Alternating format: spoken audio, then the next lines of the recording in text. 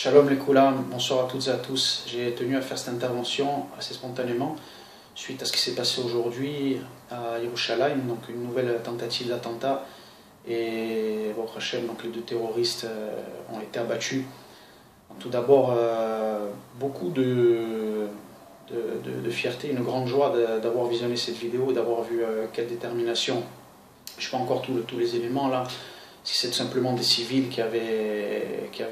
tout simplement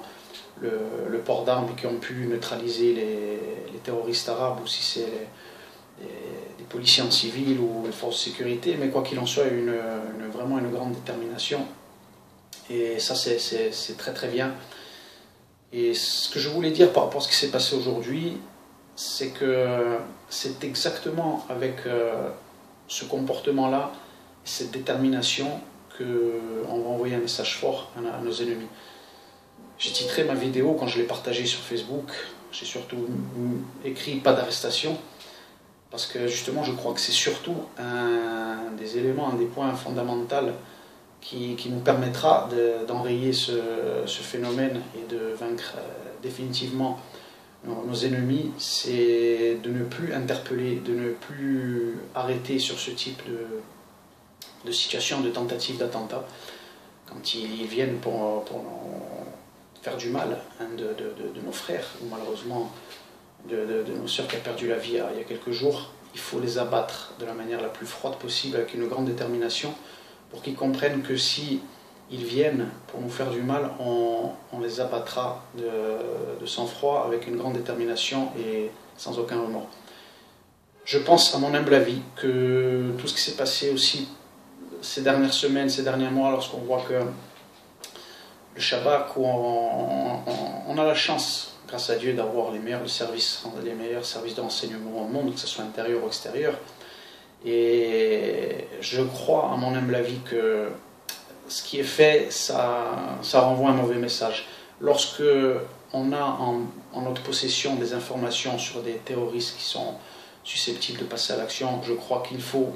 à mon humble avis, mener le même type d'action, mais la terminaison ne doit pas être la même, c'est-à-dire qu'il faut les abattre.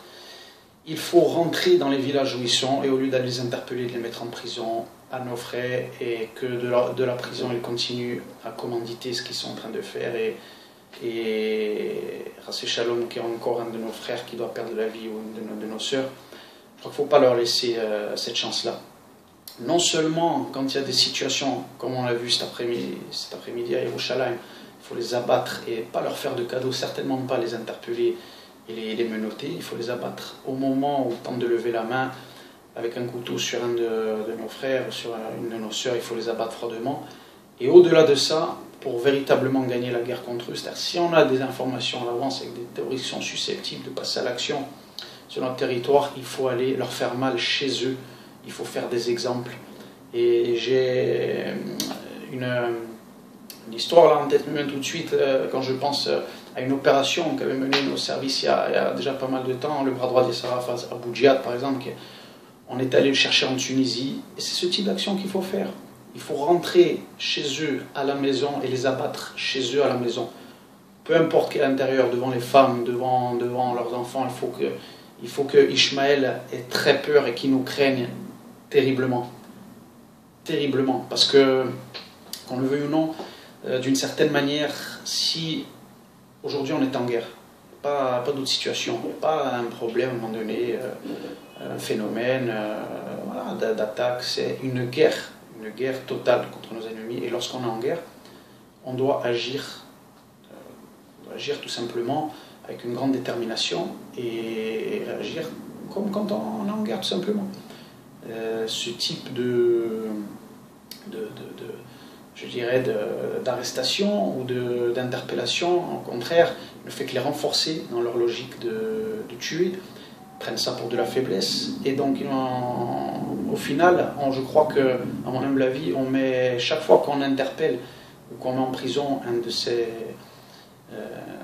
terroristes, on met une cible sur le dos d'un de nos frères ou nos sœurs. Je ne dis pas qu'on va régler le problème de suite, mais on va accélérer énormément la victoire sur nos ennemis si on les abat déjà sans faire de cadeaux lorsque c'est une situation qui arrive avec spontanéité, comme on l'a vu cet après-midi, et en matière de prévention aussi. C'est-à-dire, si on a les informations, il faut agir avant qu'ils agissent. Et là, on va envoyer un message fort, parce que si on va les chercher où ils sont chez eux, dans leur maison, et qu'ils sont abattus devant leur famille, je peux vous dire qu'on va envoyer un message très très fort à nos ennemis, et on va gagner du temps, on va éviter les Hashem, à nos frères de tomber, ou à nos sœurs d'avoir encore de nouvelles victimes chez nous, et ça sera déjà monté d'un cran au niveau du processus dans la guerre que nous sommes en train de mener contre eux. On va monter d'un cran d'une dimension et on va gagner énormément psychologiquement aussi la guerre contre eux. Ishmaël, comme on le sait, on le répétera jamais assez, nous maintenant enseigné, la Torah nous l'a enseigné, il faut avoir une véritable main de fer contre eux, et c'est que comme ça qu'on s'en sortira, et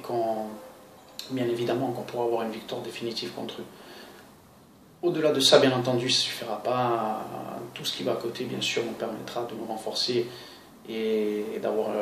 un ascendant sur eux, le fait de faire teshuva, de revenir dans la Torah, dans Shomer Torah, Mitzvot, etc., l'étude de la Torah, etc., d'être tout simplement dans le derrière que chaque juif ici en Israël doit être. Bien entendu, ça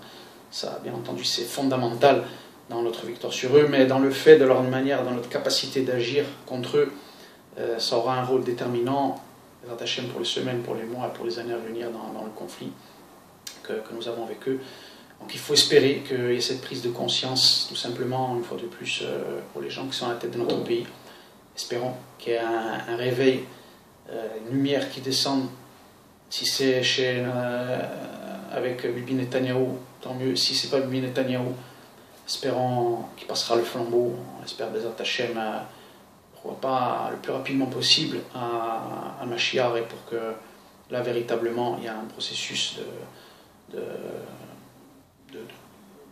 victoire qui va être entamé très très rapidement contre nos ennemis. Donc voilà le message que je voulais vous faire passer aujourd'hui. Espérons que ça continuera dans ce sens, surtout nous, au niveau du peuple, où nous devons avoir cette prise de conscience que c'est que et uniquement que et seulement comme ça qu'on pourra avoir un ascendant sur eux et les vaincre. Donc merci à toutes et à tous, partagez cette vidéo, et Bézat Hashem, que le Maître du monde nous vienne en aide, nous donne toutes les forces pour prendre les bonnes décisions, faire les bonnes actions, et qu'il nous sorte de ce processus terrible qui, au fil du temps, on perd beaucoup trop de frères et de sœurs qui tombent malheureusement, et il faut prier pour que cela cesse le plus rapidement possible, et que le Maître du monde nous apporte la lumière à chacun d'entre nous pour que nous fassions les bonnes actions pour régler ce problème définitivement. Merci à tous et à très bientôt.